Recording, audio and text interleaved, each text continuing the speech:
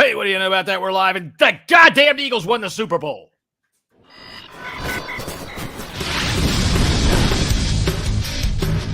Welcome to the Bleeding Burgundy Podcast, a Washington football podcast by fans for fans. With your hosts, Jesse Martin. You want to play what? Okay. Say hello to my little friend. John Taylor. Quiet, numbskulls, I'm broadcasting. And Keith Gray. The King, your Majesty.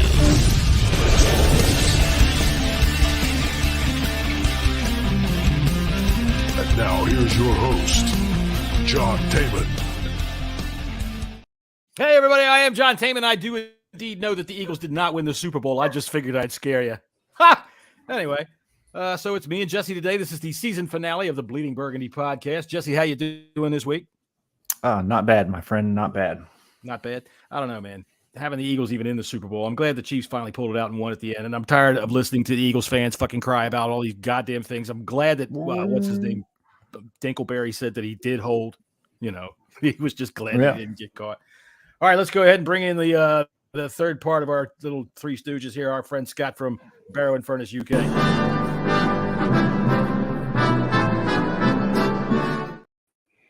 Howdy, Scott. How you doing today? Evening, gentlemen. Yeah, I'm great, thank you. Thanks for obviously having me on, as always. That bloody ironing board right in the background. I'm going to have to move it. Hang on. Dude, as long as you get your chores done, we don't really care. We know Scotty just ironed his Washington Commanders t-shirt before he jumped on. At least you know something's there.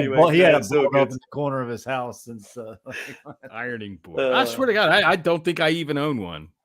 Fuck I'm that. currently balancing an iPhone stand on top of my laptop. So if it falls and it all goes wrong, I apologize. Why don't you fucking whip something up with the goddamn ironing board? Jesus. Yeah, be maybe, inventive over there. Anyway, so all right, so we had a Super Bowl this past week. The Chiefs went ahead and won. The Eagles did not win. As they started crying, basically right at the end. Right? That's fine with me. The thing that I'm getting about sick and tired of is the constant end of the year refrain of change the rules. I don't like the rules. They're not fair because my team lost. Change the rules.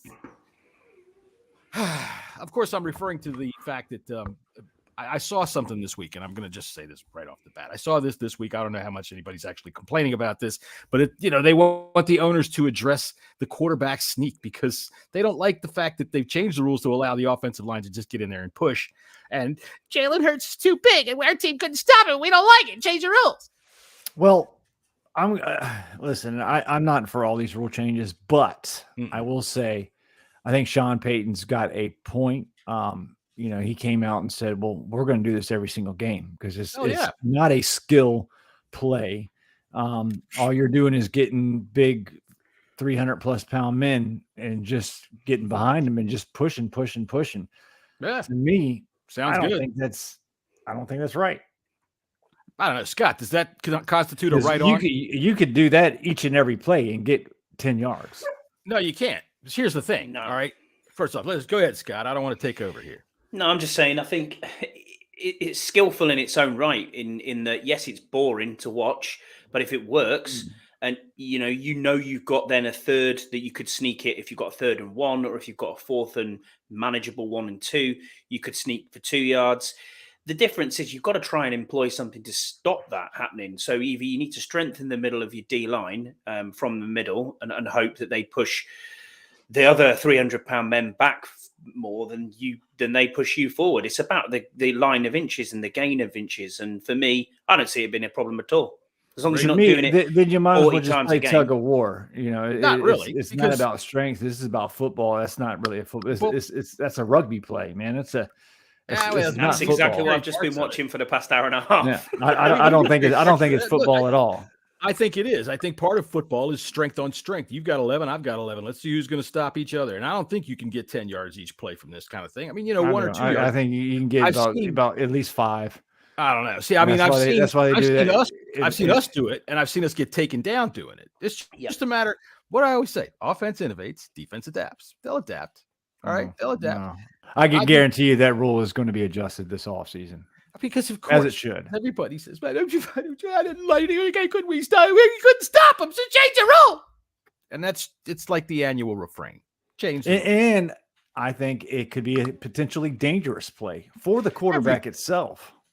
See, I disagree with that because I think that everybody slows down. The thing that causes injury in the NFL for the most part is impact. Heavy, hard, fast impact. And in those kinds of plays, you don't get them. You get slipped, get trampled on, get stepped on. Get twisted. That's the thing. They've got rid of the drop tackle now, haven't they? They haven't said no. They're going to owners meeting.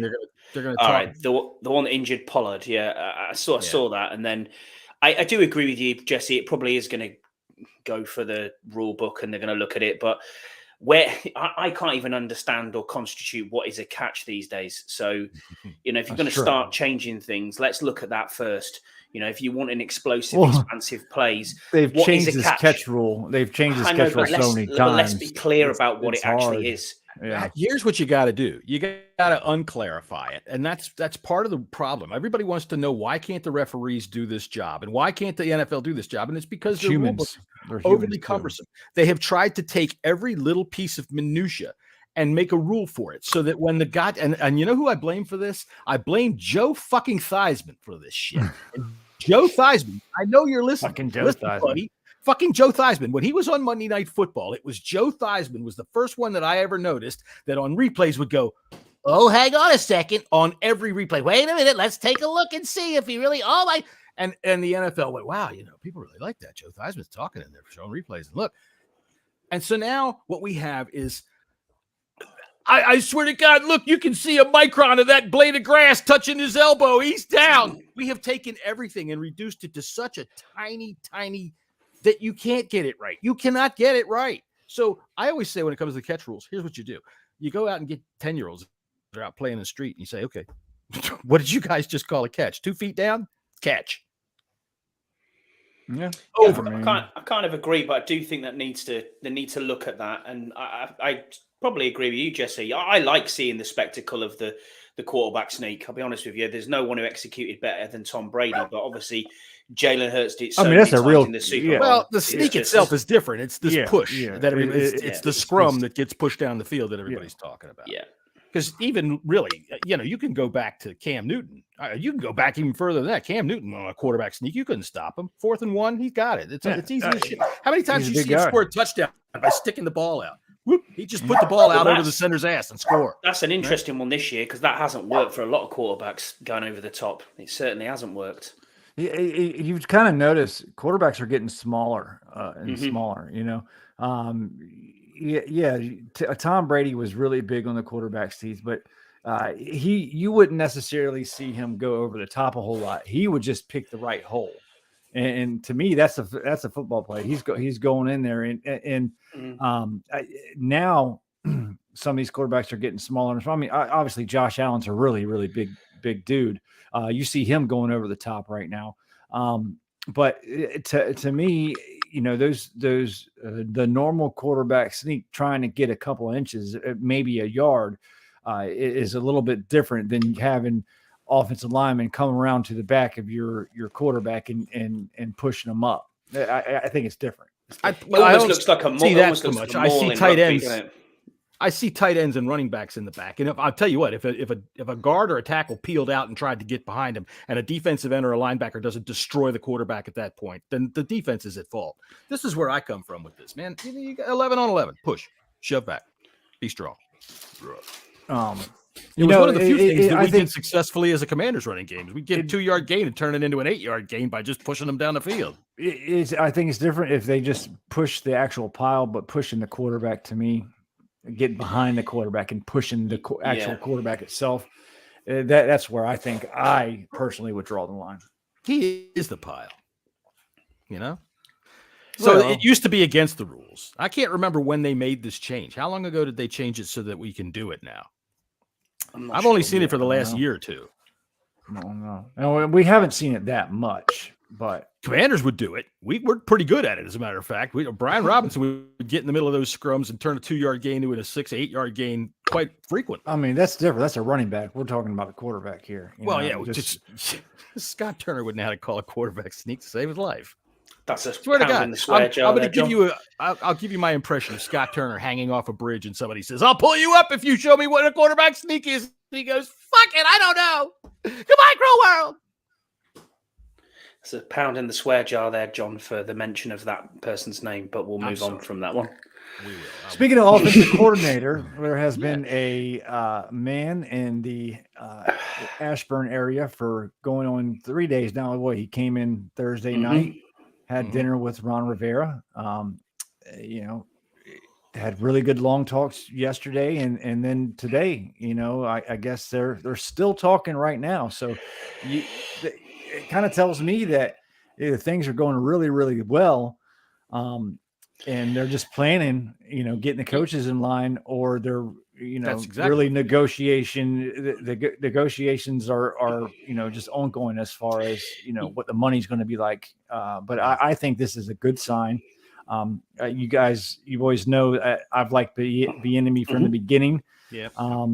And I think this is a good spot for him. I know a lot of people are like, why would he leave Kansas City? We've laid out why. There's many reasons why he would leave Kansas City to come to it. Doesn't have a job, Jesse, for a start. Yeah. That's the starting point, isn't it? Sure. There you go. Yeah, need a job. But he doesn't have a job. The matter is, if he really wants a head coaching position, this is a good place to get his feet wet for the whole entire year, having total control of the offense. And it's an offense that if he does manage to do something with it, people will say, wow, okay, so he did get something out of them.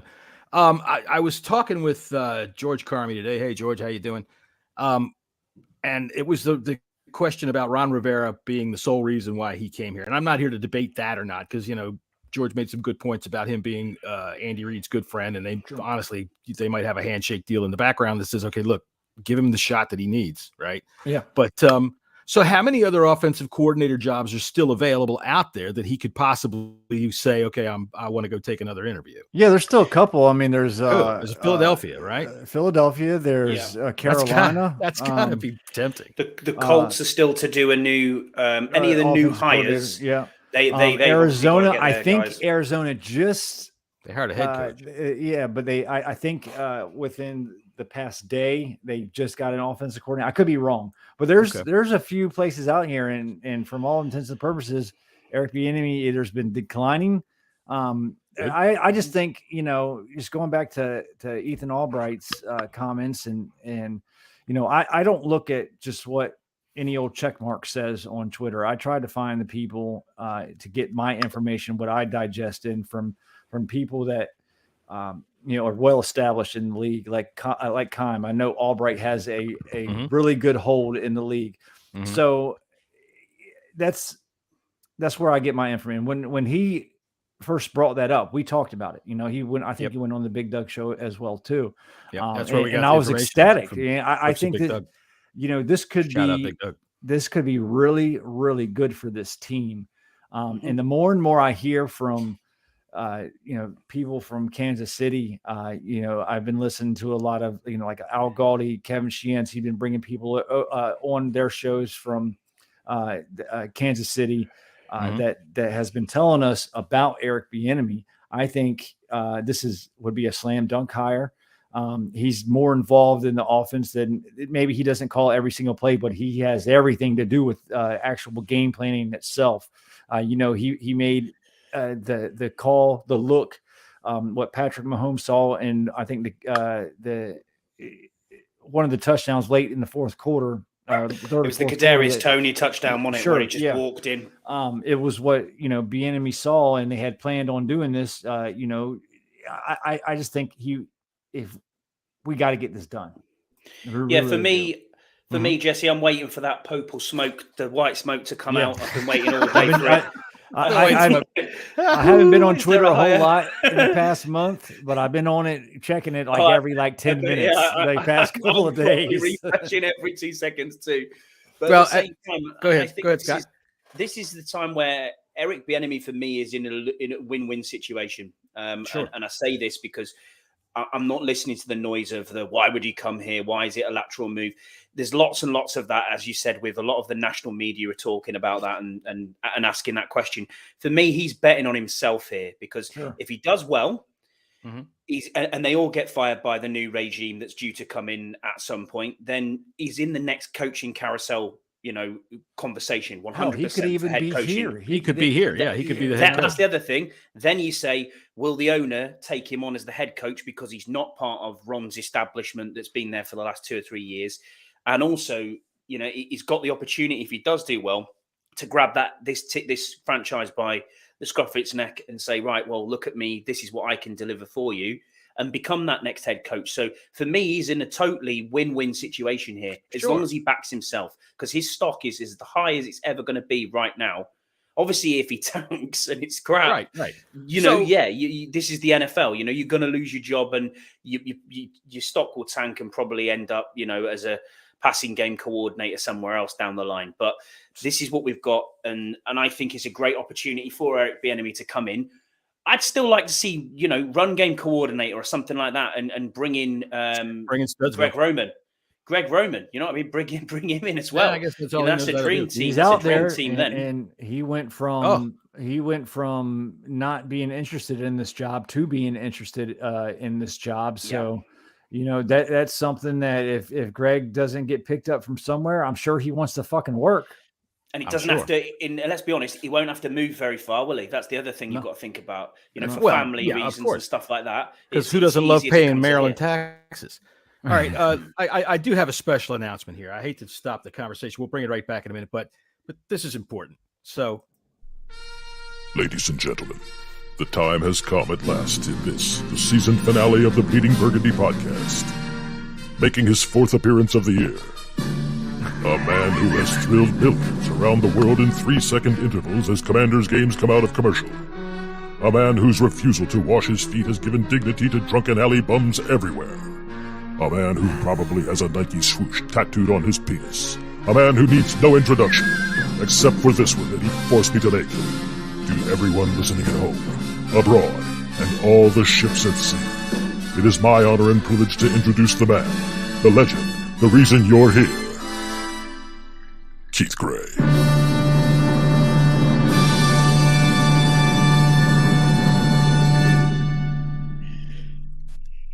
Keith, welcome back to the show. Been a long Look time. who's here.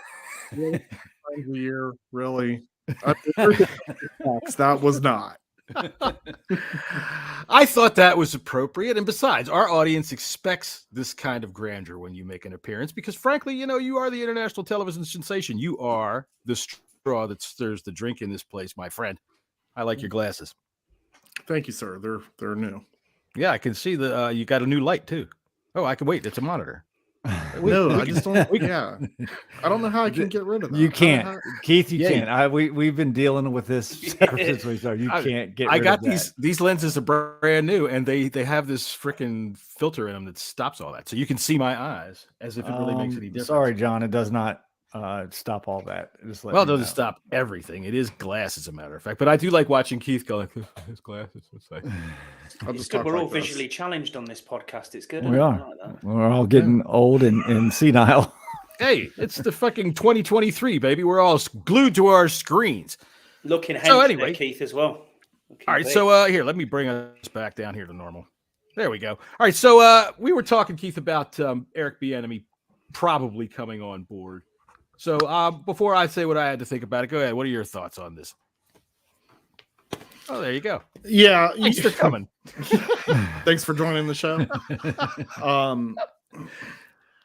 You know what? I don't know, man. I have mixed emotions. I'm not really good at evaluating opinions when it comes to coaching staff. I try not to take what everybody says on the socials, as we have seen in the past that even when we love someone, things don't work out, and it is what it is. I like the idea, obviously, of Eric coming in. He's got 2 Super Bowls under his belt. He's going to at least bring that type of leadership with him. Right. I do believe that, he is a player's coach. I think that our young players are going to be excited if he does become our OC. And I think that that's what's important. I don't really want to get into, does he do play calls? Does he not play call? Andy Reid says he does. Other people says he doesn't. I'm not there. I don't know. The only thing I can imagine is he has been on a team with Pat Mahomes and Travis Kelce, and they have done pretty well. So even if he wasn't calling plays, he was definitely learning from Andy Reid. And that's a great coach to actually learn from. 100%. If he has to take this lateral move, over here to show that he can put together, an offensive plan that's going to help our team be successful, so be it. I do foresee Ron's future not being extended past his contract. I think that if the plan, even though I've seen reports that there's a partnership, that term was used, it seems like I'm seeing a lot of new positions being created for guys. Now there's, a run game coach who does run game plays. I mean, there's a lot of different things that are happening right now that I don't think we clearly understand what they really do besides what their title says. It allows them to move laterally. That's what it does. Basically. Yeah. So what I foresee happening, because there had been rumblings this season about Ron and his health and his mental health, and there's been a lot going on with this team off the field, obviously for multiple reasons. I think that the idea of bringing Ron in, which I think, in my opinion, Jesse, I saw you tweet about it. I couldn't agree with you anymore. I agree with you 100%. Ron is a leader. He may not be coming in and getting the results that everyone's looking for, but Ron is the guy that we needed to bring in at that time to get situations under control. Mm-hmm. Unfortunately, with Ron, we haven't progressed much from a 7 to 8 win, season. So I believe when you look at Eric Bieniemy in this sense, what we're hoping for is this is kind of like, hey, Eric, we're going to also give you the opportunity to show us what you can do. And if all goes well, I think Ron is going to exit coaching after this season is going to be my educated guess. And if our offense does well and we show improvement, you might see Eric actually move into that head coaching position. And I only say this based upon looking at things with logic. Again, because even though people will say it's not a lateral move, at the end of the day, it's still a lateral move. And he might be getting paid more money into the position. No one knows, that, because they would say, well, why would he make a lateral move? Well, maybe Washington put some money on the table. He's going to have more power too. He's going to have more power. But, ultimately the whole prove it thing, I don't necessarily think that that's the case. But I think that this is all being set up in the sense that if we can have a successful offensive scheme and play calling going, that EB might make a move to a head coaching position and the Ron NFL would love either that. leaves the team or takes a position elsewhere with the team. That's all. You never know. I just think that that's where we kind of stand. So my personal opinion is, if the players are going to love them the way that KC players love them, I'm 100% for it. I'm excited for it. It's a fresh start for everyone again. And we've got some young guys on this offense that if Eric can cook, let's eat. Yeah, no, I agree with you 100%, Keith. Yeah, but I've been waiting for him to shut up for 5 minutes, and now my dog's barking, and I missed my cue. Go ahead, John. That's why your dogs are barking. That's why I started talking. Thank you. I was going to say I was dead set against this. Right? Remember we talked about. You did not like this. I didn't like this idea. I wanted to listen. Okay, half the other teams in the league have said no, and I wanted to not be the experiment as to why. But it sure seems like we're full steam ahead on that. So I am now 100%, 100 behind this. I will say this: that when you say the words "educated guess," you look a lot better when you have new. It works a lot. It works a lot better.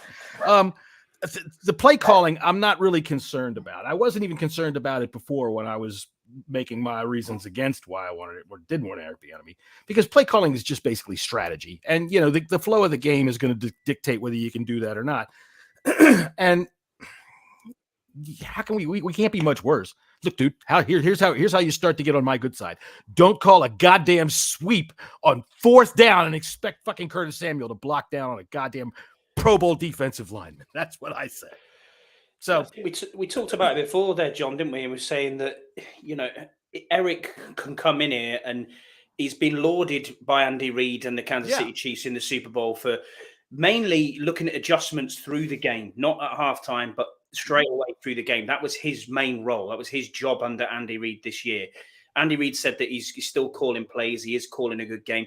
Jesse, you pointed it out there as well. The one to Kadarius Toney in that 4th quarter where he just walked in was a football by Eric Bieniemy. So if he's got a blocker and we can learn a new playbook and he can work well with Sam Howell or whichever quarterback decides to come in, this is the key now. And as I said before, I think betting on himself. Fuck's sake, I swear to God, I'm going to kill me 2 dogs. Okay. He's in a win-win situation now. If you bet on yourself, you either get the head coaching position moving forward, maybe next season once you've discussed there, Keith, that Ron retires, or if he gets fired and he gets moved on by a new ownership, he's in the coaching carousel for another head coaching job somewhere else. Coaching update. Oh, does the smoke come out the Vatican?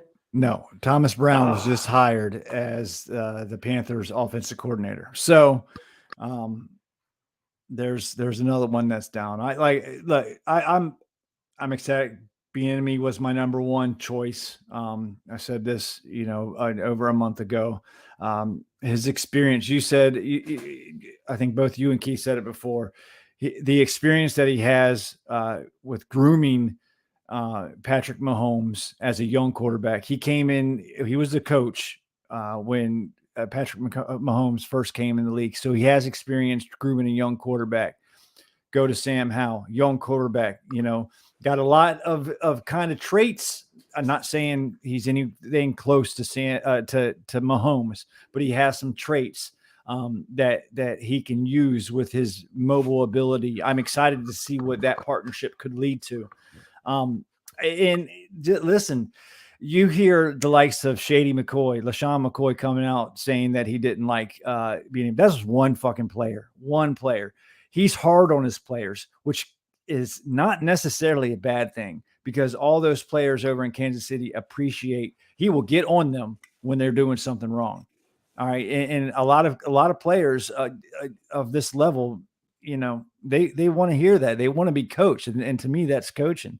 I think, like I said before, I think this is a slam dunk, a home run hire, and this offense could really, really look different with him behind, calling the plays. And yeah, he didn't call plays 100% of the time, but he does have some experience, and with him game planning and listen, right? I'm sorry, I don't mean to. No, go ahead. He's not an idiot, all right? And calling plays, he's going to help design this freaking offense. Of course, he's going to know how to call the plays. He's going to be the one that designs how it's supposed to work, right? What I'm really interested in is what offense assistants that he's going to bring in, or in how many offense assistants that is he electing to keep. I really hope we keep Randy Jordan, our running back coach, because he's worked well and he's survived 2 coaching staffs. And he's done really, really good with Robinson and Gibson. Do you know who the one that went to or has been looked at for the OC at Arizona? Yeah, that was our Drew Terrell. That was our wide receivers coach. Yeah. Right. So, and I'm sure, Keith, you have no opinion on any of that, right? Hey, I got to give it to you, man. Coming on the show and saying, look, I don't know, so I don't have an opinion, which is amazing because this is 2023. This show was born on the social media side of things. And to be able to say that and realize that I'm a human being and I might not know everything, most of us will not do that. I know that's true. I will talk like I fucking know everything all the damn time. If I don't know, I'm not going to make shit up. So, that's one thing I know. I really wanted to ask Keith how his gains are. You know what I mean? How's it going in the gym?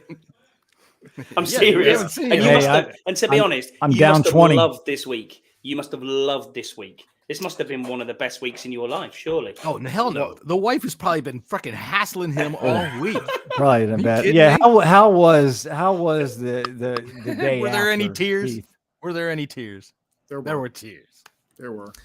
Did you have a house full of people? Did you have a house full of people? I wouldn't say a house full of people, but I had enough that they were all Eagles fans. None of them were shit talkers, so to speak, but truthfully, it's one of those things. But mind you, I was out all day for, kids sports, and you have to see everybody wearing their Eagles gear. The whole town was, you might as well just have painted the town green.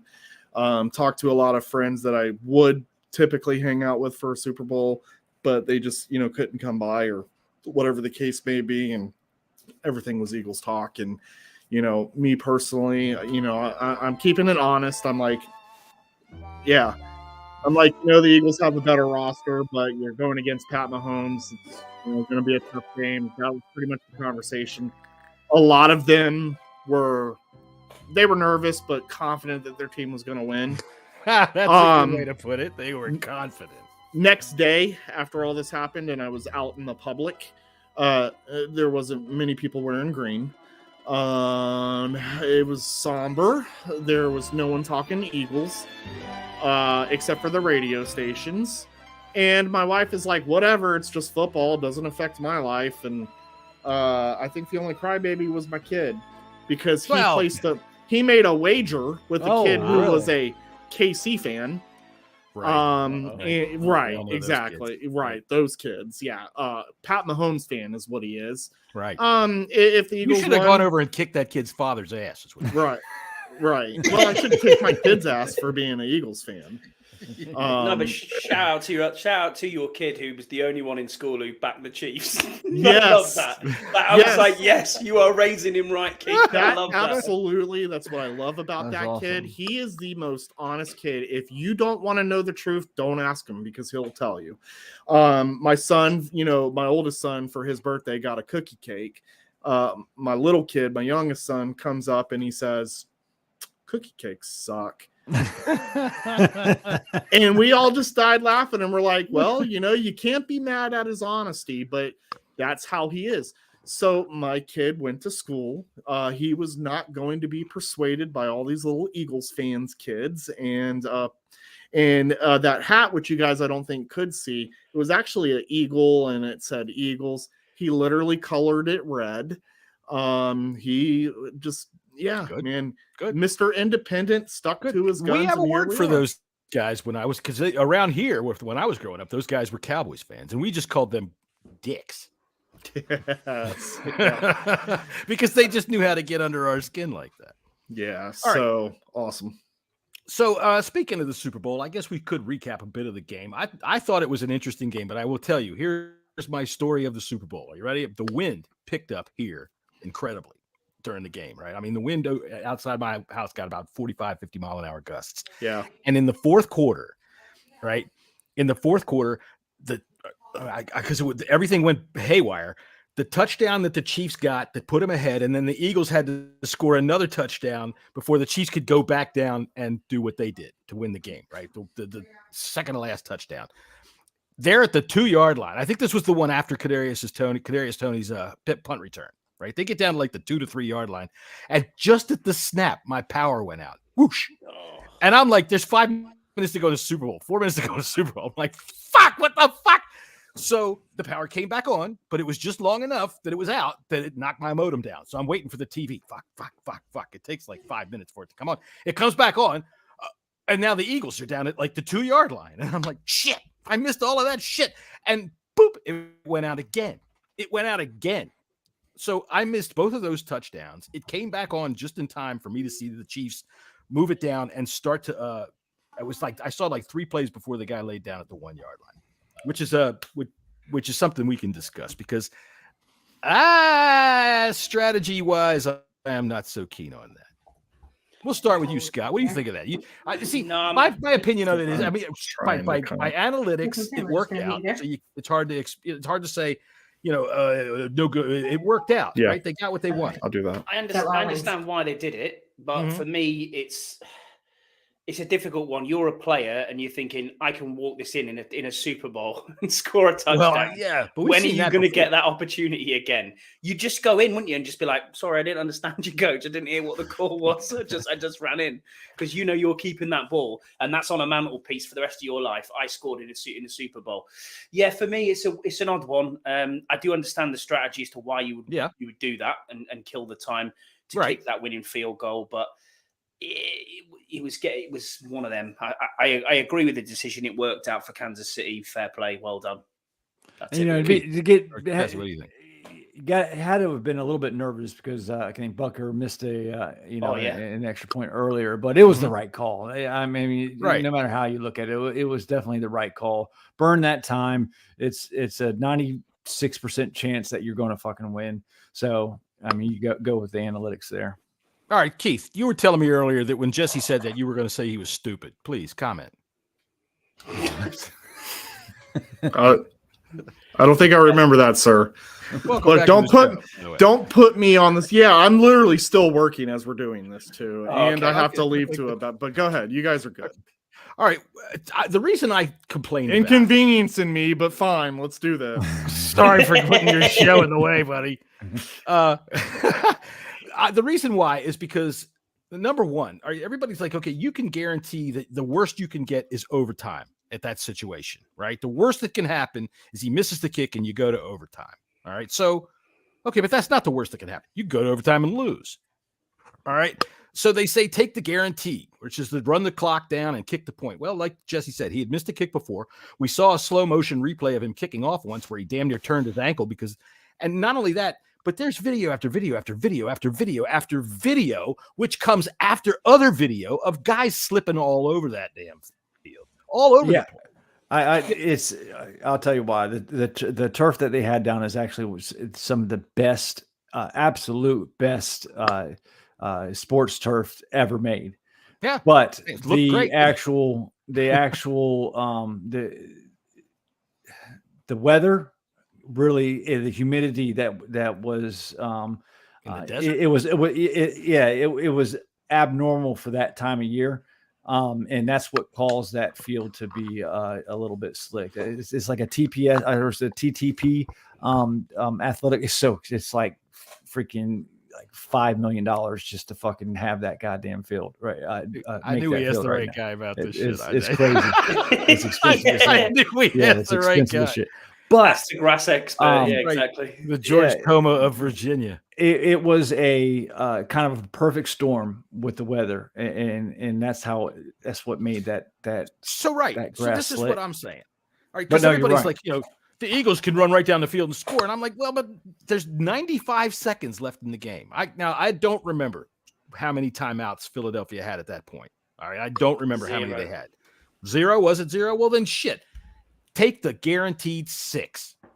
Take the 6. You got one step to go and you got 6 points. You're not going to fuck that up. One step and you're in. All right, McKinnon. Play defense for 95 seconds. Stop a touchdown drive. So, I mean, like I said, it worked out. It turned out that was the right call. But, dude, one slip and you have disaster. And you've seen slips all day. I would have said. But it is just. I mean, you made the argument before. I mean, Eagles they can move the ball, man. They can move the ball and move the ball quick. I mean, Jalen, he's got an arm and he's got legs. So 95 seconds is a very fucking long time if you know what you're doing. He has no birth defects that we're aware of. What do you think of Rihanna's halftime show? I liked it. In more important matters. Yeah. Have you ever seen a movie by Woody Allen called Here Keith's going to yell at me? Everything you ever wanted to know about sex, but were afraid to ask. It's a movie by Woody Allen in the early 70s. Jesus. And there's a scene. Yeah, dude, it's kind of comical, but it is pretty funny. Woody Allen made some funny movies in the early 70s, and you'd have to listen to me to tell you about them. But in this movie, he's dressed in white with a bunch of other guys, and their sperms down in the balls, jumping up and down, talking about whether they're going to get to go out or if he's just jerking off. Dude, it's funnier than shit, and that's all I could think about while I'm watching all these guys in these fucking white suits jumping around the stage was that movie. Yeah, it was very strange. The outfit that she was wearing also looked like a lady's genitalia. So I think that was the message. I don't think it. Yeah, I think you're onto something here, Scott. That was the messaging, genuinely. I'll be real. They were subtly sending me to Woody Allen. I'll be real quick about this. To me, I'm not big on pop music whatsoever, but I thought that was probably one of the better halftime shows we've seen in a very, very long Prince, time. that's for sure. It was no Prince. All right, see, so one of the better ones. I didn't dislike it. I just didn't care. I couldn't care less about pop music. I think it all sounds the same. I couldn't have told you when she changed songs. I really can't. And I know people go, hey, you're crazy. You're just a snap. No, I just have different tastes, and I can't stand. Me too. I don't listen. I don't listen to that stuff. I know the one song "Umbrella," but I loved how the stage that went up in the air. I couldn't. That was cool. Did that. I thought that was really cool. Yeah, the show was really cool, and even though most of the time they're the pop that they have on there, like that one, they're dancers. It's a dance show. All right, it's not necessarily that there's any musicians out there. It's a dance show. So okay, but I'm just not into that kind of thing. But Keith, what do you think about it? The show was cool. Yeah, Keith, I'm sure loved it. So the halftime shows from this one to the past, I have never given a rat's ass about. Wow, that's a surprise. Never been big into it. It is what it is. But I'm also that dude that I like music, just not like that. Like I don't care about. It's not my thing either. It's not. Yeah. I just want to put headphones on, listen to some good tunes, and move on with my day. I'm not really interested in the performance part of it. I didn't think it was a horrible halftime show by any means. I've seen worse. But my opinion on that is whatever. And what was interesting was everybody bitching and complaining. What I don't understand, and maybe I sound stupid when I say this because we're kind of like this with athletes. Maybe I am, a few other people I know, but I don't really understand why anyone cares that she was pregnant. Yeah, that seemed to be a big, talk, but really truthfully, I didn't think it was a bad performance, but I did see a lot of negative feedback about it on the socials. And to me, nowadays, I just look at that and I just laugh because I just don't care. Like for people to put that much energy and emotion based upon a performance at a Super Bowl like that, regarding music, I'm just like, okay. It's just subjective. If you don't like it, move on. Don't go do something else. Change the channel for a little while. Yeah, honestly, she's pregnant, so somebody gets a definite. Yeah, I think the big thing about because that was nobody knew she was pregnant until the Super Bowl. It was nobody knew it whatsoever. I guess, but at the end of the day, when she did all that, and they were like, "Oh, she's pregnant," and like she's all like doing her thing or whatever, and I'm just like, "Oh, who gives a shit?" What was it last year? Was The Weeknd? That was the most. No, it wasn't. That was the year last year was Snoop Dogg and Dr. The year that was a good one too. But The Weeknd was I didn't know any of the music. I mean, I'm more aware of their music than I am of hers. But see, I was a kid growing up listening. Me too. That music. Yeah, me too. Right? Yeah, all of us were. Except for John. Makes sense. I owned a house when Snoop still talks about people in the 1890s. So that's right. You should have heard that John Philip Sousa boy. Who could put together? When I become John's age, I'm going to say, well, guys, let me tell you, I'm going to be on a pod. Let me tell you about a story about Dr. Dre and Snoop Dogg. And somebody's going to look at you and go, nobody cares. Right. And that's exactly going to happen. I'm like, who the fuck doesn't care about Dr. Dre and Snoop Dogg? You know what I'm saying? Like, John, and I'll go off on them. But music has no adverts. John's watching adverts for I fell and I can't get up, and he's thinking about his retirement plan. If you remember, did you guys give your opinions on the Super Bowl? Because I know I have. Oh, we're in the middle right now. So what was your favorite commercial? I don't really care. I didn't even pay attention to them. Most of them sucked. The only one I liked was the one where Paul Stanley got mad at everybody calling each other rock stars in the office. I thought that was the fucking funniest commercial. The theme I noticed about a lot of the commercials. Most of them sucked. They were bringing in you might as well call them retired stars. Yeah. People you don't even know who Paul Stanley is, do you? Paul Stanley, kiss you, dumbass. There you go. Oh my God. I have faith. I have hope. I know music, sir, just not 1890s. But we're talking about Kiss. That's not really the same thing. So, Keith, what did you think of the Super Bowl then? Yeah. Well, I'm going to get there, but let me get to the commercials. So the only one that and I think that it got a lot of people. I thought the Tubi one, it wasn't funny, but it was more. Oh, yeah. I thought the Tubi commercial was creative, and that's what I really and that's what I really liked about it. We got an offensive coordinator. We've got smoke. He's signed. Vatican smoke. Aaron Breaking news on the Bleeding Burgundy podcast. At Aaron Wilson, NFL, Commanders has officially hired Eric Bieniemy as assistant head coach and offensive coordinator for a multi-year contract per league sources. Boom. So shocked. We all knew it. There you go. All right. I'll tell you what, breaking news here on the Bleeding Burgundy podcast. Where do you go first, Scott, when you need breaking news for the Washington Commanders? You come to the Bleeding Burgundy podcast. Thank you very much. And I'll tell you, Scott, don't be a sellout. You should have said your podcast. I'm sorry, I'm absolutely. if you come to the Bleeding Burgundy podcast, right, there's about a 25% chance that you might get to see Keith Gray. So they're finalizing the deal. Here's another thing about this move, though. So that means they're going to give him back his keys.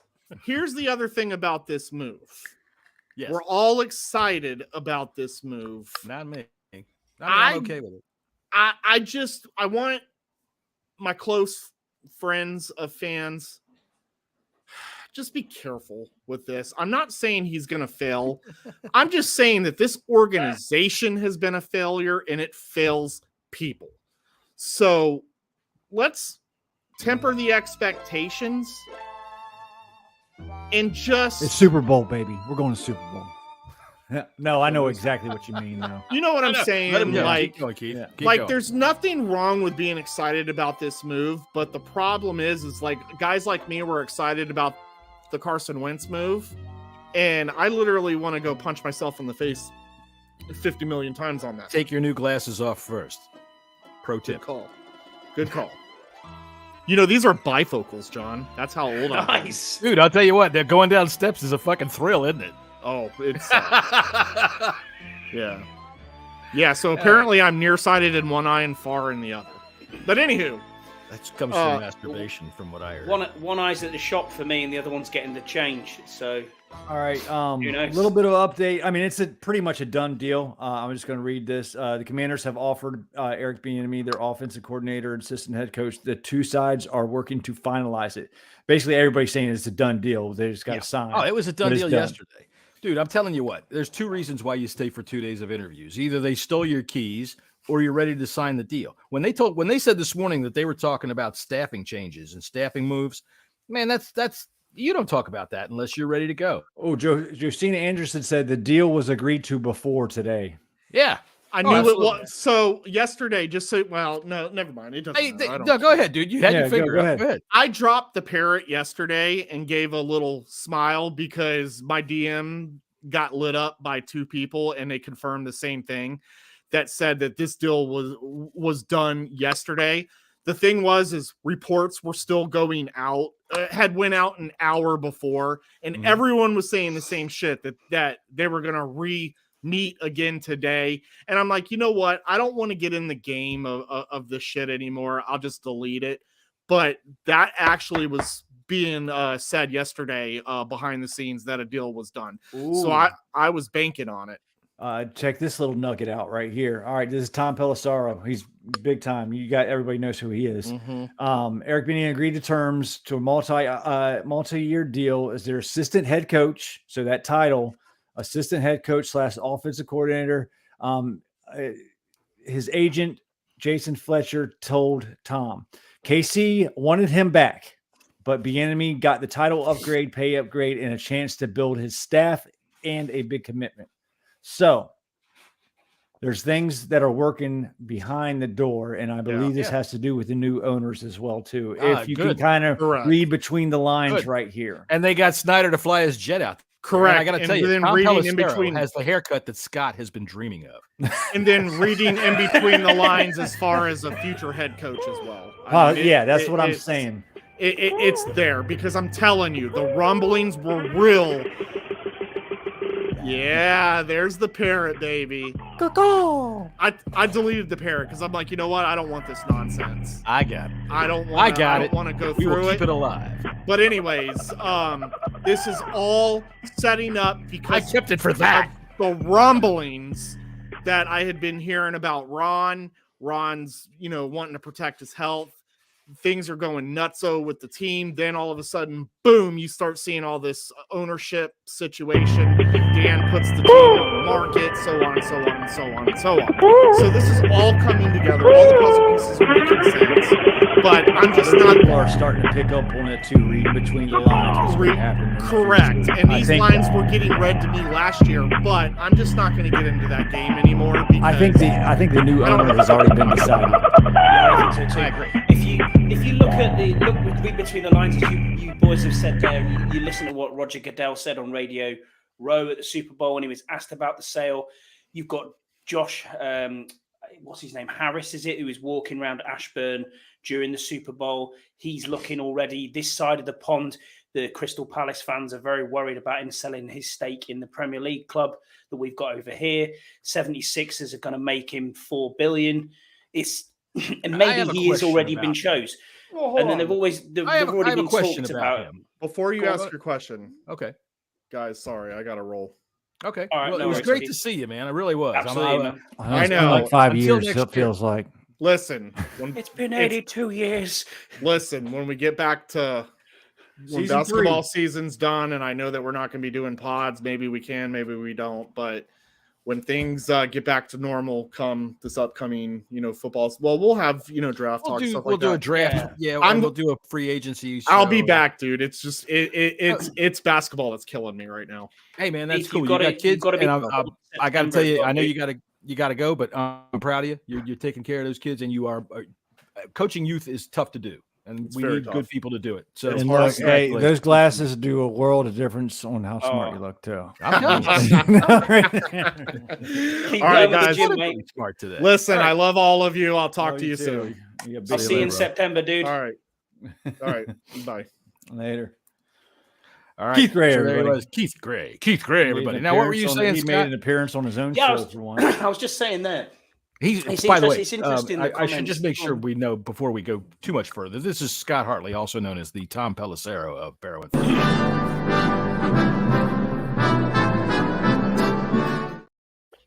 Just a little late. I was just saying there about the comments that we've had, reading between the lines from Goodell, saying that this deal needs to be done by the league owners meeting. We haven't hit free agency yet. I mean, if we are reading between the lines here, Jesse, as you've just said, and the owner's already pretty much in place, then surely this is a good thing going into free agency as well, because as we've talked about ad nauseum, checks will get written now, and we don't know where that's coming from. Could be things like gentlemen's agreements on the way out, but how much of a gentleman is Dan Snyder? You know what I mean? Is he? He sent his jet out to pick up Eric Bieniemy, right? Yeah, I know. That was a Kansas City Chiefs jet. It wasn't. Oh, it was? Yeah, no. I thought it was Ron's. Sorry. I mean, the Twitter account that I follow that follows all of his. Yeah, that's Dan Snyder's yacht. But yeah, no, he's been. It's been talked about. I wouldn't want to impugn their reputation or anything. It definitely was not Dan's jet. No, Dan is not in the picture. The Chiefs is in. See, I thought because the Chiefs jet has extra engines because it has to carry Andy Reid around. Well, this is a good day. Dan's been in thingy. He's been in living in Andy Burrows' back garden, hasn't he, for the last month or so? I believe he has. He was right behind the rubbish bin. Right? The dust bin, as you boys would say. The bin, yeah, the bin, yeah. Right. So this is good news.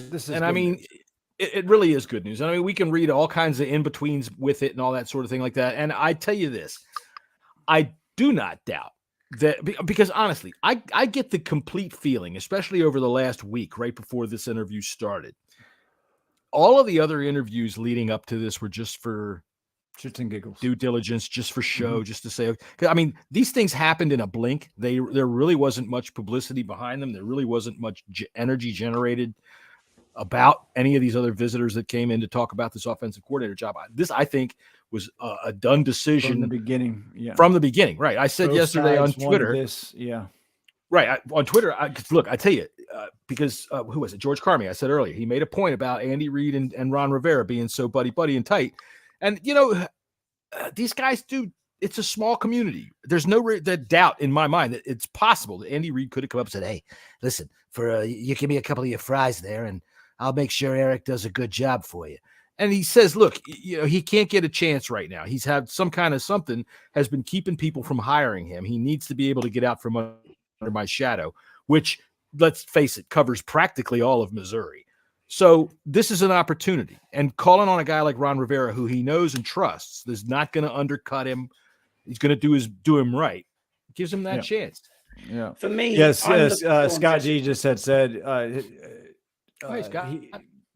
Jet went and picked up Jason Wright from California. I think I heard something like that as well too. And yes, Scott, you're just joining us. Yeah, well, we just read the tweet from Pelissero.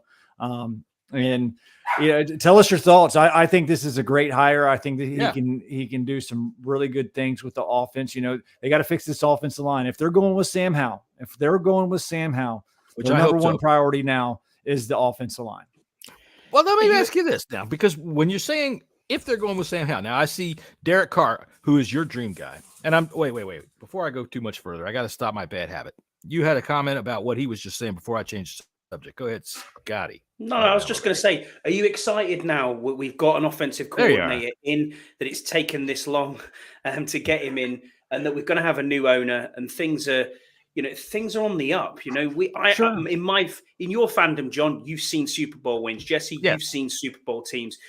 I've never experienced this. I've only seen losing. Oh, dude, it's awesome. Misery. It's fucking awesome. I know, and it's horrible for me as a fan to just sit here every season it's going, awesome. 8-8, 8-8, 9-8. We've got into the playoffs. I think we've got a bright 5 years ahead of us now. You know what I mean? I really do think this is an exciting time. I really do think this is an exciting time. Like we said here, you can't always, Keith was the point Keith made was a very valid one. You can't get ahead of yourself, okay? Because shit happens, context happens, things happen throughout the season, injuries blah, blah, happen. Blah, blah, blah. Right. But you got to feel good. If you're a fan of this team, you got to feel good about this. And if you're a fan of Sam Howell, I'm undecided on Sam Howell. I think there's a lot of, good traits that we've seen about him, but let's see a little bit more, before I'm not time to anoint him yet, Jesse, is it? The worst thing that could have happened was he did so well on the last game of the season. No, because now we got a whole offseason to wonder. But the fact is, I'm excited to see what Sam Howell has to bring. I'm excited to see what Eric Bieniemy. I mean, you see this. Andy Reid or not, he had a lot to do with Pat Mahomes. Yeah, Pat Mahomes has the talent, but he helped groom him from the time he was a rookie. There are some guys you just stand out of their way, and I think Pat Mahomes is one of them.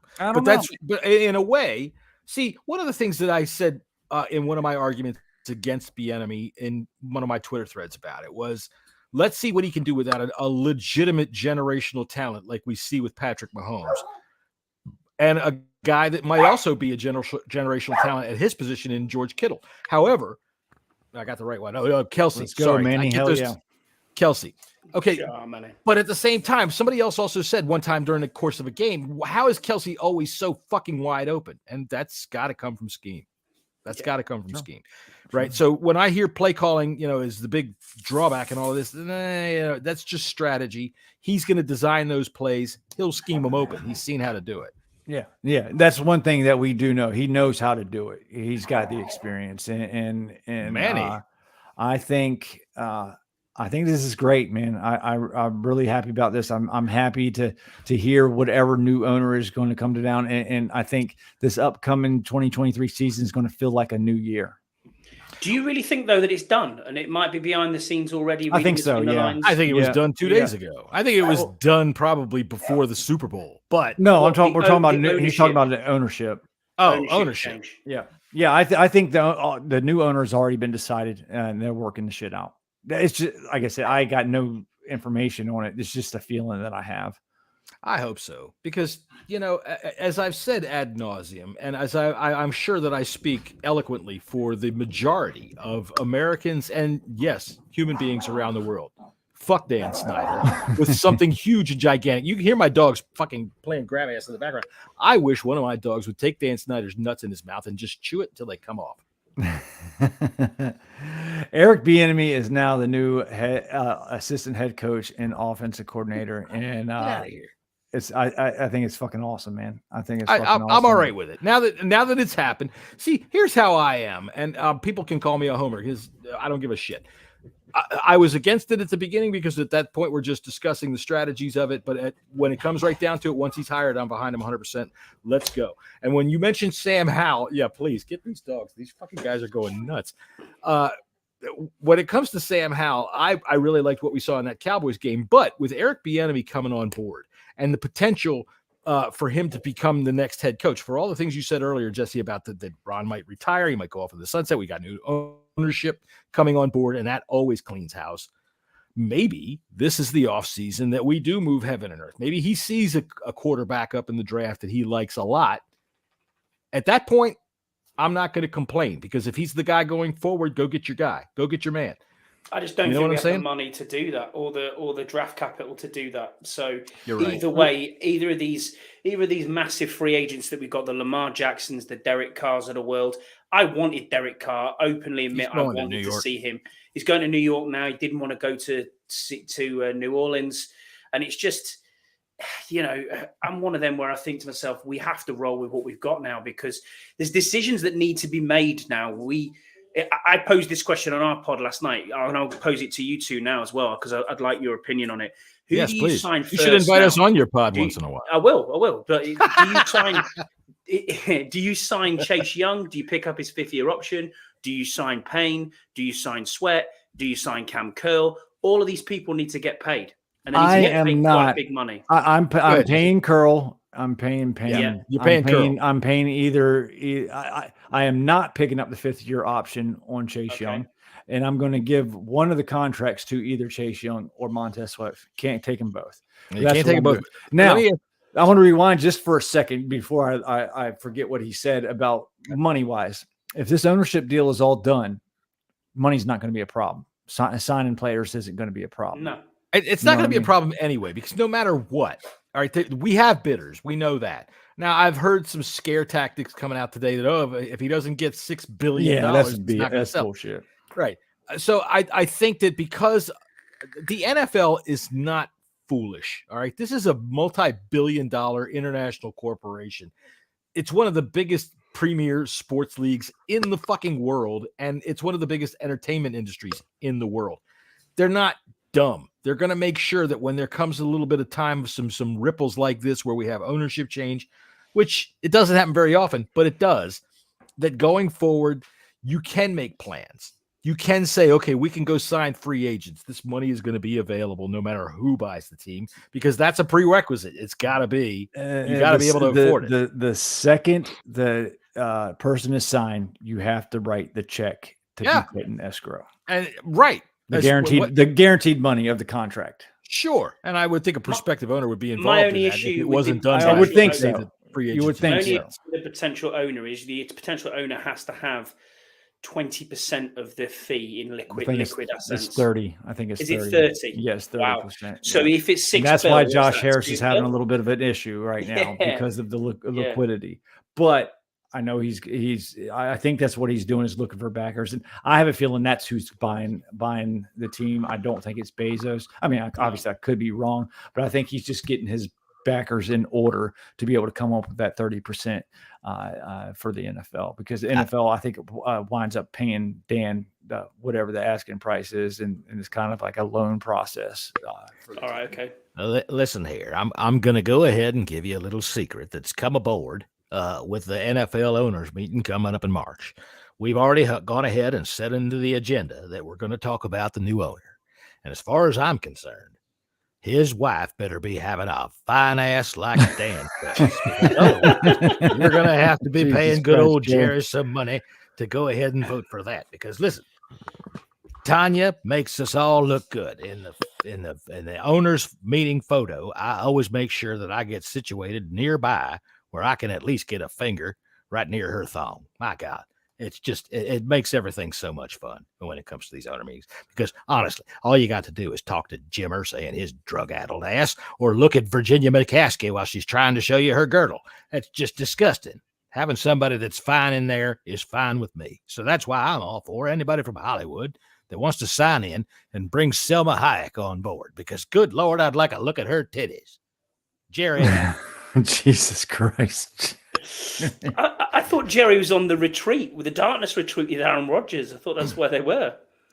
The last thing that Jerry ever would like to be doing is caught in some dark room with Aaron Rodgers. Listen, I'm no prude. I grew up in the 70s. I've done things that I wouldn't admit to now. But the second I feel a mustache down on old Peter, let me tell you. Oh, good God. That's when the lights go. Jesus Christ, John. Oh, shit. I love All it. right. Enough of that nonsense. Well, I'm happier than the shit-eating dog right now. We got their old Eric B enemy. How See that soon do right you there? think this That's a shit-eating dog down there. this fan base is going to turn on Eric the enemy and start calling him Eric the enemy? The first fucking about- punt. And way to go for giving him the nickname. Way to go. Jesus Christ. God, thanks, Jesse. No, I think I'm excited, man. I'm out, yeah. I'm really fucking giddy about this, man. I'm pretty happy. I think one of the things that I think we're going to find is a good intangible is that I think what you said earlier, or Keith said earlier, these players are going to like him. All right. Yeah, I think so too. They're going to follow him. He's got a good pedigree. He's got a long coaching career. He was well liked in Kansas City. I do believe that by tomorrow we're going to get the final results, but I think that he's got the biggest fucking jawbone of any offensive coordinator that the Redskins, Washington football team, or Commanders have ever had. You know, and I think he can give this offense an identity. He's a tough, hard coacher. You know, He was a running back. He was a fucking bowling ball of a running back too. And give this, you know, we could have a really good running team, a couple pieces on the offensive line. We got the horses to do it, and believe you me, we have the fucking receivers that will do everything. All three of those guys, even though they're not the biggest receivers in the league, they block. They can get open and they can block, and they're fast and they can catch. They've got good hands. I agree. So, and I know our boy Mark Tyler, you know, he's not a Rivera fan. That's all right. That's Mark. Fine. But he's saying we need to fix our tight end room. Believe it or not, I think our tight end room is okay right now. I think it could use a veteran. We got some youngins right there that need a little bit of seasoning. But maybe add we don't know more. Another block. Amari Rodgers, man, before he got hurt, he was great. Dude, he's a converted quarterback, so he's going to take a little bit of time. Yeah, but I like Mike Gesicki. Mike Gesicki's going to hit free agency, and I kind of like him. I like him too, but I know he's going to look for a big contract, and you know, for a big contract for a tight end. He's probably going to be the best tight end on the market. So I don't see us going out and spending a shit ton of money on a free agent tight end. See, I think Logan Thomas needs to step up, doesn't he? He needs to. Step I don't know if Logan is going to be on the team next year. If he's here, this is why I was saying about Gesicki, because you know when you look at Kelsey, all right, that the enemy has been used to out in Kansas City, you're going to need that wide receiver type of a tight Turner end. And Amari Rodgers. That's what I've Turner. We all felt that when he was drafted, and you know I'm not. Take some down time. on it. Exactly. Listen He's a to fifth round pick, right? You listen to Cooley and Logan. They both said tight ends takes a little while when they come into the league. It takes at least a year for them to get their feet under them. Look, I what the hell do they know about tight end? I mean, they played in the NFL for 10 plus years. Yeah, absolutely. One of them went to the Pro Bowl multiple times, and the other one learned underneath him. That's for sure. I really like Turner as our pass catching tight end. He's not going to be decent. He's not going to be a Kelsey. He's got to get better. He's not going to be a Kelsey, but I think he's going to make plays for us. Well, you know what I always say about a young quarterback: their best friend is a tight end and a good running game. We've got a good running game, so a pass catching tight end is going to be something that if we do go with Sam Howell, or even if Bieniemy picks somebody out of the draft, if we go that route, which I'm now open to. Then he's going to need that outlet. He's going to need that outlet. And I don't know that we have it on the squad right now, because right now, you're right. I think we can develop those guys. But when you say that they take time, all right, they do take time. So they've had their time. This is the year they need to start stepping up. I would also say this about this. You go and draft one, that's going to take more time. You know? No, well, I don't want to do that, but I'm saying I really don't. I don't want to spend a draft pick on a tight end, because we spent early. Or in the last couple of years, we've got a couple of them. But the fact of the matter is, last year, was kind of wasted for tight ends because they had to spend so much time trying to protect. Trying to protect. No, you're right about that. So, listen, I want offensive line, and cornerback. Completely agree. 100%. In the draft. We're all in on it, and Keith went off to do whatever he's got to do for his kids' basketball, so we're going to say he's in on it too, and if he doesn't agree, fuck him. Yeah. We're just saying we're all unanimous in this. We are unanimous in this. And if you're going to spend any money, and I haven't looked at the upcoming free agents, if you're going to spend any money on free agents, maybe a linebacker. You know, I would like to see an inside linebacker. Yeah. There's a few that are out there. The one from the Bills, Tre'Davious White. Yes. He's available. Good. He's available. Going to want a lot of money again. Orlando. Well, look what Roquan Smith got from the Eagles. Yeah. I think a lot of we're gonna dive more into this when we come back for season 3. But I would like to, we're gonna have 30+ million in cap space. I would like to retain some of our own, Cam Curl. It depends. Now you brought up the 5th-year option for Chase Young. Okay. And 17.9 million. I think that's what when is the deadline to have to make that decision? That's it. I just saw that it's in about a month, I think. So you have to actually make it in March at the beginning of the 4th year of the league year. Yeah. All right. I gotta say, pick it up. All right, because it looks to me like Daron Payne is going to be out the door, and at this point, I mean, we talked all at the end of the season, elite, and how much that would hurt. But at the same time, I think that they planned for that with Mathis. He got hurt. I think that Ridgeway is a nice surprise. Good call on you, Jesse, for saying number one, before the draft happened, that you thought that he was a quality pickup, and that B, once we got a hold of him, you were very happy. So kudos to you on that. Ridgeway looks good. Phil Wise is coming back. So I'm thinking that Payne might be the odd man out there, and you pay Sweat and you pay That's Young. A tough loss. That'd be a tough loss, For Young right now, see, to me, dude, he had a serious injury, a major injury. The one that takes more than I'm not hating on Young when I say not pick up the first. I want to see him. I love Chase Young. I think he has a bright future ahead of him. We spent so much, but it's hard to because he's been out so much. Yeah, it's hard to be like, okay, here's $17.9 million. For you, it is. What about you? You got that laying around? Yeah. But listen, even if we don't pick up his 5th-year option right now, that doesn't mean we can't sign him down the road or after next year. It's going to be tough though if he has a really good season. It is, but we're not. We knew this when we drafted all these rounders. We did. We knew we could not keep everybody. Right. What in my opinion. You make the an problem offer is to Payne. He's the second pick in the whole entire draft. Right. You make an offer to Payne. You make a reasonable offer to Payne. You don't break the bank. $20 million. Daron Payne. Now, I love Daron Payne. I really do. And I think that a lot of people who sit there and say, "Oh, he came alive on a contract here." Dude, what do you think? They can turn it on and off like that? Good God. That's ridiculous. I do think he's elite. I think that him and Allen together are elite. Just weeks ago, I'm on this podcast saying that we need to keep elite together.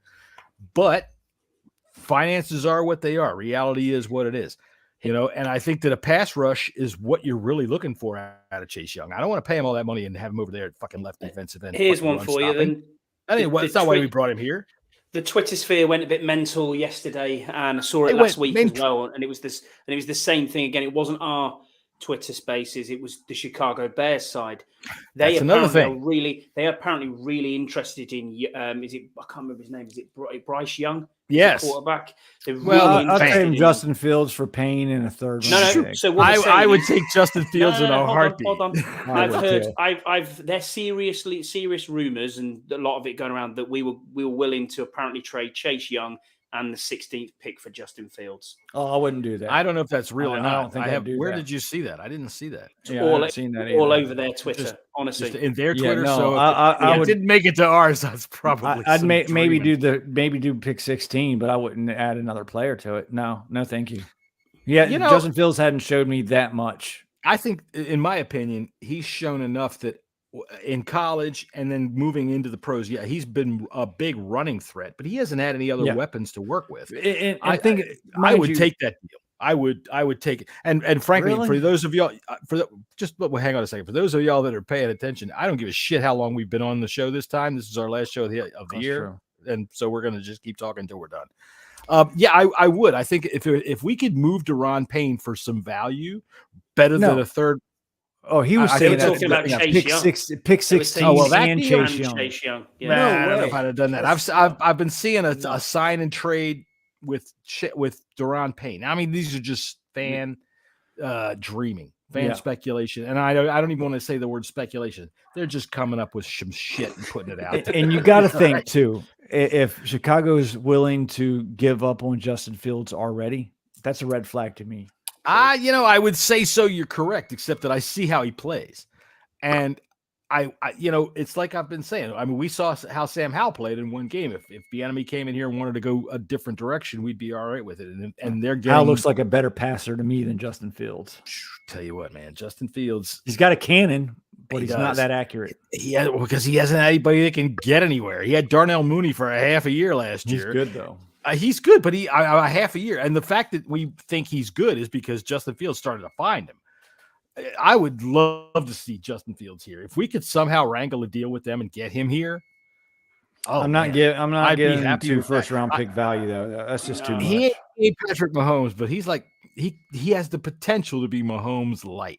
That's big Did words. you see what he said today? Big words. I don't know what show he was on, but he basically said that the reason he left Georgia is because Ohio State offered him more money. He said like hundreds of thousands of dollars. They just give you whatever you want. So, this is a topic we've never really addressed on this show, but I think the NCAA is an archaic fucking body that should have been disbanded about 1925.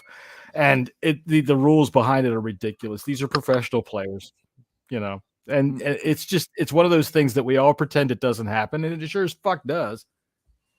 So I thought that was interesting. What's been your highlight for the year then? A little update on Bieniemy. The reason why the process has taken so long is because he has already met with many of the assistants that are on staff, either maybe to give him the pink slip or to see maybe if he wants to keep them. So Ron's a pussy. Let's see how you fire these guys, and then I like that. What's been your highlight of the season then? What's been your highlight this season on here on the Bleeding Burgundy? Dan on Snyder, the Bleeding Burgundy podcast, or on the season? November when Bank of America, I guess, was announced that they were looking into the possible sale of the team. That's probably the highlight of the past 20 years. 20 years, with you. Yeah, knowing Snyder was selling, but really in terms of football, mine was really week one. I think week one was great. Yeah, week one was fun. We were all together. Yeah. That was a great time. Really enjoyed it. But in terms of the best football play I saw this season, I have to think about it. We had a bunch of good ones this year. We did show some stuff this year. I like that.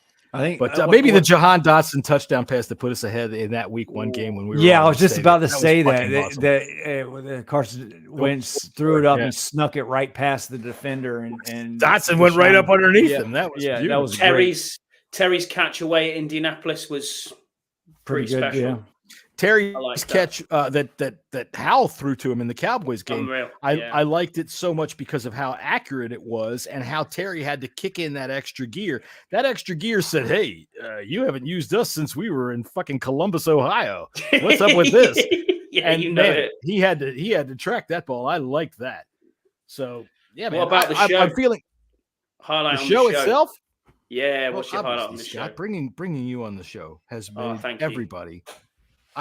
Seriously, I got so many emails from people saying, you actually sound like you know what you're talking about next to that guy. That's not been a highlight of my show, Jesse, because you're about to speak back in that microphone. You absolute fucking warrior. I don't know. Highlight of the show this year, I don't know. We did have some good times, man. There was some Captain fun Gustavio's plane was pretty good. I enjoyed that. That was, the skit that never worked, which was fun. The did you chew the fart was also a very good highlight. But I think the one that tops it for me was Keith's donkey laugh on the 100th episode. That was it. The best part of that was, honestly, I thought it was Jesse. For the longest time, I thought Jesse was the one that did that. No, it wasn't. It was your reaction. There's a fucking donkey in here. I was just like, that is unbelievable. Oh, yeah. Oh, no. It's a sand. When you put the... So when does free agency start? What's the date that free agency begins? I think March 4th. What's your target? I haven't even looked at who's available. Yeah, what's your target position-wise? As far as free agency goes, it depends on what we do in the draft. I mean, what we need. One comes before the other. The draft comes before. Draft comes first. No. Free agency starts in about 2 weeks. Yeah, what am I talking about? Okay, I'm sorry. Free agency starts at April 14th. Early March. The league year begins in early March, but I just don't know the exact date. March. It's like the 10th. I don't know. 29th. I'm guessing. No, it's like 2 or 3 weeks before. No, you're right. That's where I'm getting at. Beginning of March is the start. It's 3 weeks before the draft. Yeah, but March 15th. There you go, March 15th. Yeah, March 15th. So we're about odds of March. I think. I think in free agency, obviously we got to look at some offensive linemen, but you got to look at your defense. We got to figure out cornerback and a linebacker. So let me ask you this: what is the big rush for cornerback? Is it so that we can replace Fuller? Because I mean, other than St. Juste is a little fragile, but the man can play. Man, St. Juste is playing. You hit the nail on the head right there. Fuller's getting older for one, and St. Juste has been injured quite often in his first 2 seasons. Okay. So how you got to have someone. Is it first round importance? No, I think it's second round importance though, or a mid tier free agent. Free agent. I think it's got to be addressed. You've got to remember that the draft is very deep for corners this year and offensive linemen. It's got hardly any wide receivers whatsoever. And you've got don't need them. We don't need them. Yeah, we're good. You've got Joey. This is Joey Porter out there, who's most likely going to be at 16. Christian Gonzalez is up there. Keely Ringo's up there. I can't remember the other corners that are out there in that range of 16. I don't want us to take one at 16 if we're going to stand pat. But if we do take one, Joey Porter Jr. I'd be fine. For me, Christian Gonzalez. For me, listen, we've had great success drafting defensive backs out of Penn State. Let me tell you something. That Troy Apke guy. I'm just teasing. I do like Joey Porter Jr. And not only is he Penn State, when we drafted Troy Apke, I bet you were happy as hell when we drafted. What did we take him in the 4th round? After seeing his 40, yeah. What is he, a 4th round pick? Dude, he was all right at Penn State, but the thing that I thought when we drafted him, honestly, because I am a big Penn State fan, is that anybody that pays attention to this podcast or my former podcast knows I'm a big Penn State fan. Apke, his best attribute is speed. So I thought special teams is where he's going to make it because he's never been, a decent cover safety. He made some plays at Penn State because Penn State's defensive line, and they got after it, and they would cause a lot of plays that would just go off schedule or passes that were not as accurate as they could have been, and he was able to pluck them out. But his speed, I mean, I can remember Deion Sanders. I've got audio somewhere I could play. That and anybody who's listening that paid attention to the Bang Radio Hour, remember Deion Sanders on the coverage of the combine when he ran his 40, he went, "Damn, he can run." And the guy that was with him, it was class at 40. The right guy that was with him said, "Say what you think, Deion." He goes, "Well, we don't think guys that look like him can run." So that was the big. And I thought special teams is the only thing that he could do. To be the thing for me then at 16 is I think we take a corner, Christian Gonzalez, the guy from Penn State, just Joey Porter, talked about there. I think we take a top corner at that, and I honestly would get rid of Kendall Fuller. And I know that's harsh, and I know that sounds a bit drastic, but it's a big cap hit. You can save $8 million. That's my point. But I think he's a big cap hit. I think they're going to restructure him. They have to. So you save in $8 million if you cut him and you replace him. And the thing that we've seen the last 2 years is that cornerbacks who've integrated into this, who's integrated into this system and into the NFL, it hasn't taken them long You know, it used to take like a year for them to get somewhere. Oh, yeah. Now it's College not is taking them long. different now. Well, look at Right. Sauce Gardner. You know, I know Yeah. he wasn't lauded as a generational talent, but he's came in and done the business. And so have a few others in the previous years. So for me, I would take a corner at 16 to replace Kendall Fuller, save $8 million on the cap, and then you're going into the season probably nigh on 50 million, you know, for free agency, which is a lot more than 30. So that's that. If I was a GM, that's where I would start. See, I tell you what, Jesse, this is how you know Scott was listening last year. He knows that 50 million is more than 30. Correct. Put it in the big book. In fact, I've got my pen. I'm going to write. Someone listens to my math lessons. That's right. Somebody's been paying attention. So it looks like Yam was out drinking last night. You know, he wakes up in a half coma. Way to go! I think that was from Jesse's fart. To be fair, well, that could have been. I mean, you know, Yam might have been put in a coma right after that happened. And I gotta say, if Jesse can force that through the internet, dude, we have a weapon that we can talk about. So anyway, we have been on the show here for a long time. We're going to disappear for a couple of weeks. Yeah, I don't care. You guys are busy. I'm not busy. A little update for the Dallas Cowboys. All-Pro cornerback Trevion Diggs is being sued for $250,000. He's accused of owing $33,500 in past rent and late payments, $11,000 remaining in payments on the lease, minor yard maintenance. Yard maintenance? Yeah, yard maintenance, $3,400 in property repairs, deep cleaning carpets for more than $500, legal fees and eviction fees that total $2,500. The lawsuit claims that Diggs signed a lease that requires him to pay all legal fees in an event that something happens. Now, why would a fucking millionaire not be able to pay his rent? Because he doesn't fucking want to. Because he's a millionaire and he realizes that in this country, fucking paying lawyers to get you out of shit is just the cost of doing business. Listen, I know I've shown this photograph on the show before, and I don't have it available right away. But I took a photo that week one where we were all together and we were down there on Legends Plaza, right? And Fred Smoot came out. Fred Smoot come out there and said, hey, everybody, Fred Smoot's here. Why don't you come over here and take a picture with me? So me and my son did, right? Now, look, on the old Bang Radio Hour podcast, I used to have Fred Smoot was one of my favorite characters. I did a bunch of characters. I do Jerry Jones here, but I did a bunch there, and Fred Smoot was one of them. One of the things that we learned about Fred Smoot is that when he was with the Minnesota Vikings in a cul-de-sac, his neighbor was Sergeant Slaughter. Remember Sergeant Slaughter? Yep. Yeah. Okay. Sergeant Slaughter and Fred Smoot were fucking neighbors. All right. This is, to me, is hilarious in itself. Sergeant Slaughter living next to Fred Smoot. Hey there, Sergeant Slaughter. I would just get a kick out of listening to those two at the mailbox. Anyway, Sergeant Slaughter sued Fred Smoot because he wouldn't cut his goddamn grass. Sued him. So we picked up on this story. And long story short, after a while, I come over to the game there, and we're standing there at Legends Plaza, and out come Fred Smoot. So I got my camera out, and just before I snapped the picture, I said, hey, Fred, you ever cut your fucking grass and get it straight with Sergeant Slaughter? And I wish I had the photo with me right now, because I'm laughing like hell. My son is laughing like hell, and Fred's got this look on his face like, how you know something about that? So that's a long story from an old guy. Well, West Coast offense, here we come. Eric Bieniemy is now the offensive coordinator. So there we go. So we go from Coryell to Walsh.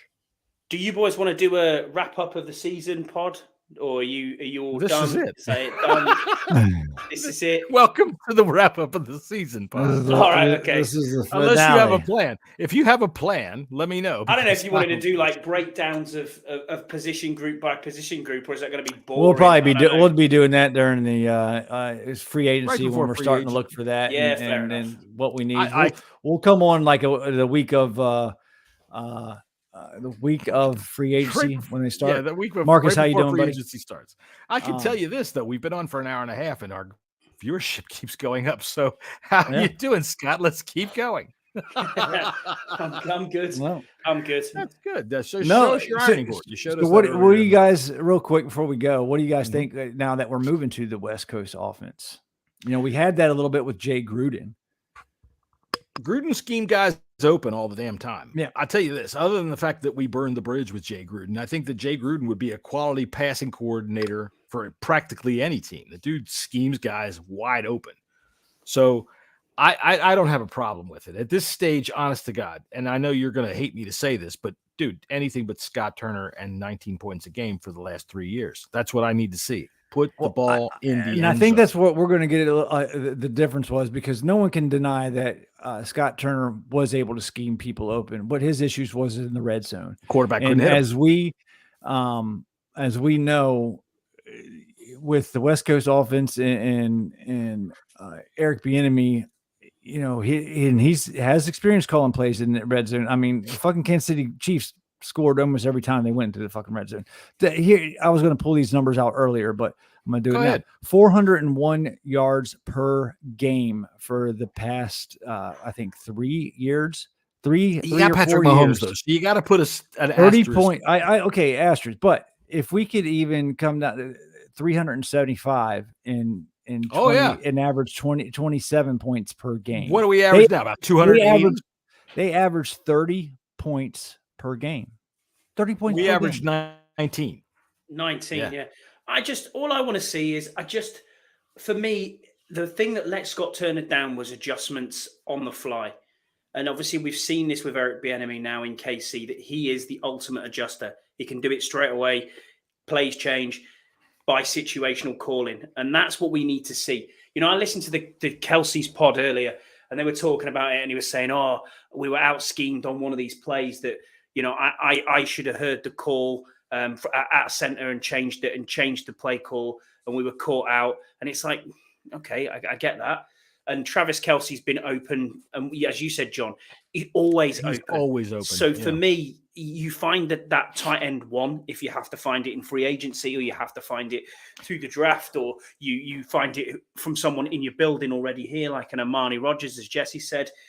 And let's just go with it. You've got to just hope that it's going to be a better offense and a better scheming. And if he can adjust quickly, that's what's let us down. That has been what's let us down for a long time. The thing about the tight end, all right, if Kelsey, I mean, you know, these are the questions that fans have to ask. Is Kelsey that great or is the scheme putting him open? Is the scheme giving him the freedom to go ahead and take those optional routes to be able to make himself open? So, yeah, it's probably a bit of both. I'm willing to see what the scheme can do here. You know, let's see it. I don't mind the West Coast offense. I think that the West Coast offense for the red zone is prime because it basically is the running game expanded. We're not going to hand it off. We're going to throw it 5 yards over there to a guy in the flat, or we're going to throw it just a quick little popper over here to the tight end. And then after you start to try to adjust to that, we're going to rip you apart. I know for some time when Gruden was coaching our team, and obviously McVay has a big role in it. I mean, I think we averaged, was it 26 point something? It was something really pretty. A hell of a lot of games with that. Yeah, like somewhere close to 27 points per game. In that particular, obviously we have all new people in, but the West Coast offense is made to put points up on the board. Listen, the West Coast offense was developed 40 fucking years ago, and we're still running it. All right. What do I always say? Offense adapts, defense innovates. Or excuse me, offense innovates, defense adapts.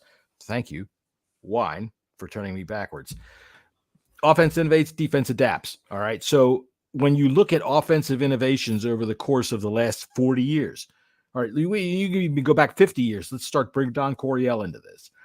There's not that many. There's wrinkles. There's a little bit of change here and there, but they are a variation of the West Coast, or they're a variation of Eric Coryell.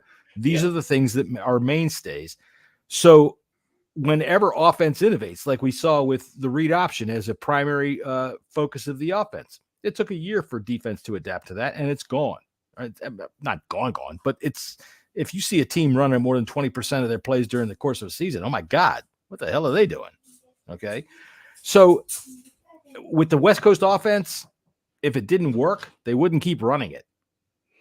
That's true. And you've got to be filled with hope that you've got the team here and the wide receiving core that we have got that can play that offense well. I think we do. We have the weapons to play this out. So I think we do. I mean, well, you've seen I'm looking forward to it. I'm looking forward to it. You've seen from Terry in particular. All right, he's our wide receiver number one. He's not just a spread the field kind of guy. He's not a Randy Moss or a Terrell Owens, which obviously are different body types, but they're not just a let's go stretch the field guy. He can take that ball on a 5-yard slant and turn it into a 25-yard gain. He's very good with yak, and that's what the West Coast offense depends upon. When you see Curtis Samuel stick his foot in the dirt and change gears like that, like he does, and switch his momentum just off and on the way he does, that's West Coast offense prime. That stuff's beautiful for that. Take that 4-yard dump off pass and turn it into a 15-yard gain, 20-yard gain. And then you've got Jahan Dotson, who's just primed to be our wide receiver 1B. You know what I mean? Or, right. Because I can't see he will be a number one wide receiver in the next 2 years. 100%. I see Terry being top 6 receiver in the next 2 years if Bieniemy stays. Yeah. Jesse's getting tired. I can see it. I got to tell you, one of my favorite moments of the year on the Bleeding Burgundy podcast was watching Scott try to guess the score of the fucking Super Bowl last week. That vein started to throb. Anyway, I got to piss, so we're going to wrap it up. Fair enough. How about that? Thanks for everybody for joining us this year. We appreciate everybody that listens in and comments on the show. Listen, we're not experts. We don't pretend to be experts. We're fans. This is a fan show, and it's for you guys, and we just like to have fun with something that's a hobby for us. All right, we're not. No, I know shit. I'm just kidding. Dude, well, we know what we see, but we're not. Jesse, the quarterback whisperer. Yes, he is. But we're fans, and we love this team, and we're not analysts. So thanks for joining us. Thanks for having a good time. We hope we gave you a couple of laughs. We hope we gave you something to think about, something to say. And I hope at one point during the course of this season, one of you said, I was listening to these Bleeding Burgundy guys, and that Scott made a good point. I hope so. I would hope so, because that would really make things sound great for us. Because, dude, you have an accent that makes us all sound intelligent. Oh, I don't know about that. I wouldn't go that far, honestly. Dude, trust me. I've got a face for radio, that's for sure. He's in southeastern Virginia. I'm in southern Maryland. Anybody that talks like you do, oh my God, he must be a fucking genius. I've got a face. I've got a face only a mother could love, and a body like a melted wheelie bin. So there we go. Melted wheelie bin. See, that's why I'm here, just to hear fucking terms like that. That sounds great. Exactly. All right, gentlemen. We'll be back in a couple of weeks to talk about the free agents that are coming up. I guess maybe 2-3 weeks. What do we say? March 15th. So we'll talk about March March 7th or so. We'll hit up right before the free agency begins and kind of give our recap on what we think this team needs, and then we'll take another little break right before the draft, and we'll have a little draft powwow, and then after that we'll see y'all again. I guess for OTAs. Soon enough, it'll be September, and I'll be back out with you boys. Which will be quite interesting. You'll be back out. We'll be making excuses for why Keith hasn't joined the show. Yeah, and we'll probably have a emergency pod when the new owner is announced too. So, stay tuned for that. That will be awesome. Into the parade. All right then. Well, wait, hang on a second. I can't do it without this. There we go. Now.